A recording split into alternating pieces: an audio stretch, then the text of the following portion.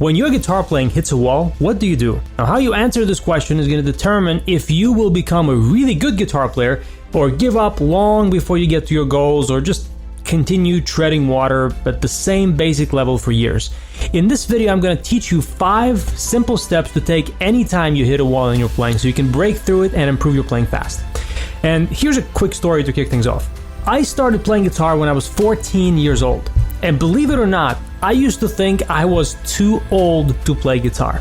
Yeah, that's right. I wasn't old enough to even drive a car yet, but I was certain that my best guitar playing days were behind me.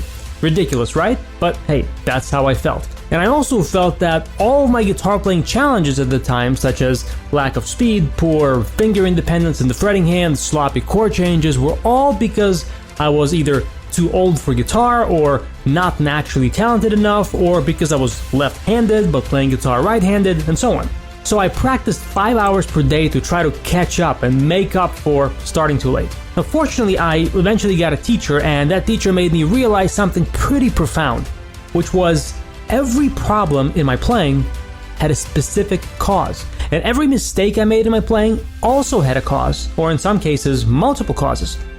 Mistakes never just happened to me because of some force of nature that conspired to hold me back from playing guitar. No, my practice habits created my problems, mistakes, and my frustrations. And as soon as I took the right actions to correct them, things started to change. And I was able to cut my practice time down from 5 hours a day to less than 1 hour per day and make more progress than I have in the past. And the best part was, even though there were many different problems you might face in your playing, the steps you take to solve each one are pretty much universal. Now, the first step is just a mistake to avoid. Here it is. Do not start searching for dozens of new guitar exercises before you improve your practice habits. Here's why. Let's say you bought a desk at a furniture store and you bring it home and you open up the box and you're looking for the instruction manual that tells you how to put the desk together step by step. But for some reason, the instructions are in Arabic language. Now, you don't speak a word of Arabic, but you speak English. That means your ability to understand and follow the instructions and actually put the desk together is going to be limited by your ability to understand the language the instructions are in. And the same thing applies to guitar. Your ability to use exercises to improve your guitar playing is limited by your practice habits, your ability to focus, your ability to be self-aware of what's going on in your playing, in your technique, your ability to problem solve, your ability to notice bad habits and correct them, and many, many other variables that I talked about on my channel in my previous videos. So before you look for more exercises to work on, look to improve your practice skills and your practice habits, and that is how you will squeeze much more progress juice out of every exercise you work on. And also realize this, your guitar playing skills and your technique and your practice methods have all taken your guitar playing to the level it is today, to the proverbial ceiling that you're banging your head against as you try to improve your playing. And if you just look for more exercises to practice, all you end up with are more things you play at the exact same level as everything else you play. If you want to improve your skills, you need to practice more effectively using the current exercises you already have.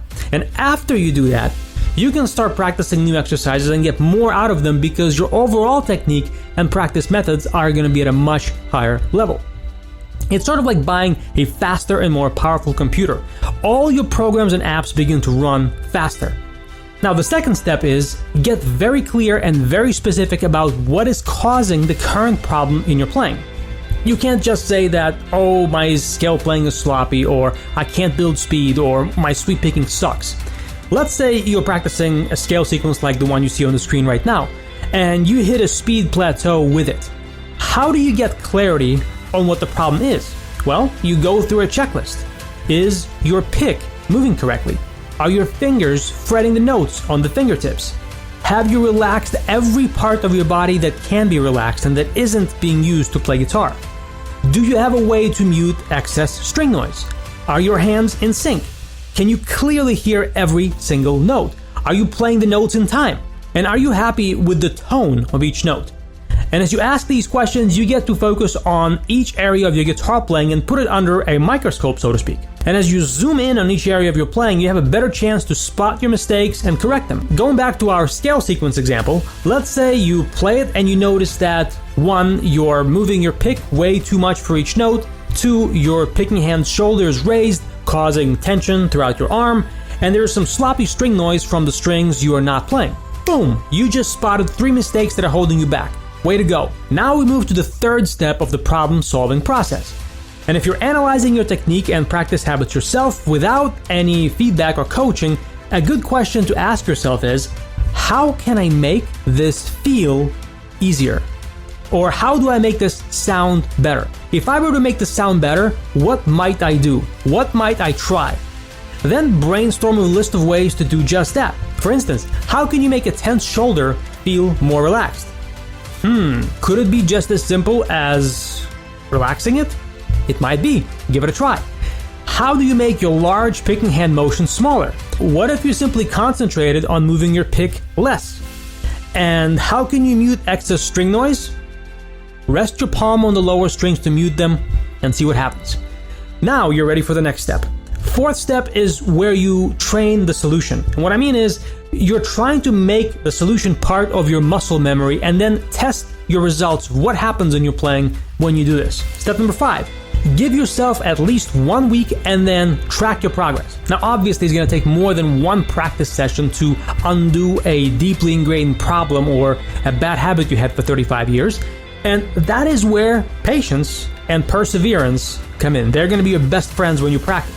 But even after about a week, you should be able to see if your playing is starting to sound better, starting to feel easier than before. And if it does, then keep doing what you're doing. And the new habit is going to replace the old habit over time. If you don't feel any change, then choose a different practice approach to test. You can apply this analysis to any problem you have, whether it's picking speed, string bending, lead guitar phrasing, chord changes, or anything else. Each one has its own checklist like the one we just covered a few minutes ago, but the thought process is exactly the same.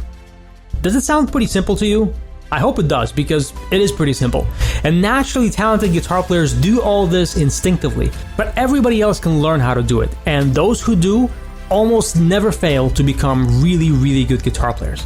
If you want some help with applying this thought process into your guitar playing so you can make more progress with less practice, hit the link in the description of this video. I'm going to show you a free 1-hour masterclass on 5 guitar progress accelerators that speed up your progress even if you're not naturally talented and even if you don't have more than 30 minutes to practice guitar. These things are really simple and you can start using them in today's practice session if you wish, and you can see results as quickly as tomorrow. And I'm curious, which of the steps from this video has been most useful or most insightful for you? Let me know in the comments below. If you have questions about this video or anything else, leave them in the comment section as well. I will reply to each question personally.